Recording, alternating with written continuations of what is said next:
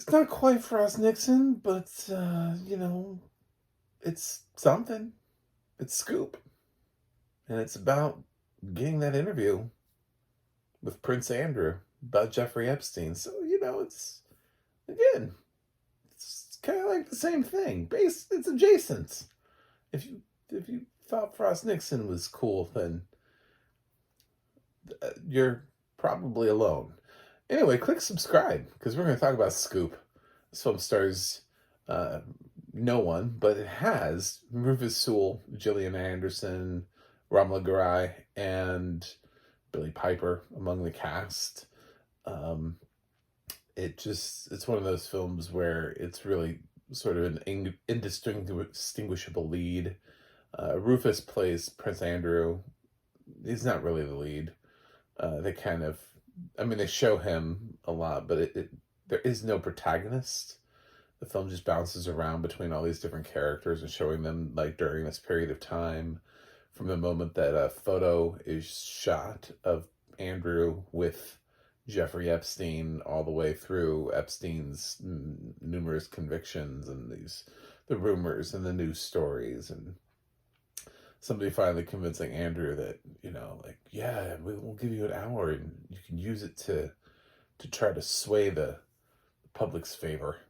You know, uh, we know how that went. Anyway, so this is a whole film about it. It's a little longer than it needs to be because, let's be honest, um, there's really not much here.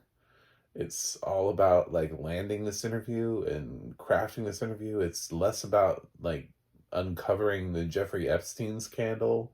So every time they hit the bullet points, they all feel like bullet points of stuff that you've heard about in the news. They're like, oh, Jeffrey Epstein hung himself. Well, we remember when that happened. So, not really, it's not really an expose into Jeffrey Epstein. It's also not really an expose into Prince Andrew. It's an expose into how this interview happened, and the conversations that led to it. So, um, yeah, it's it's okay. It's one of those films where I'm like, I don't really have a problem with it, but at the same time, it doesn't really light my fire, so to speak. It doesn't really do much. It doesn't have a scene. There's no harrowing performance or anything.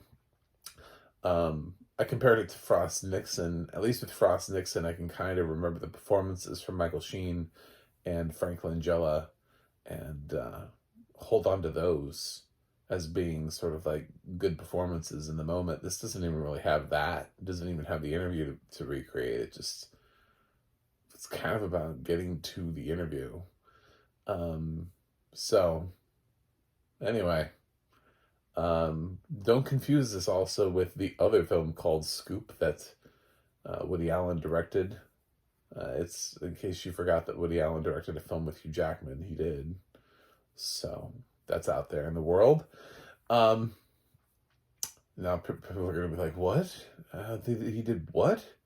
And they're going to scramble and find it. And it's there's a reason why we forget certain things. I just mentioned the fact that there was a film called Scoop. Anyway, this is whatever. It's on Netflix. You can watch it. Audio description wise, I don't know what to tell you.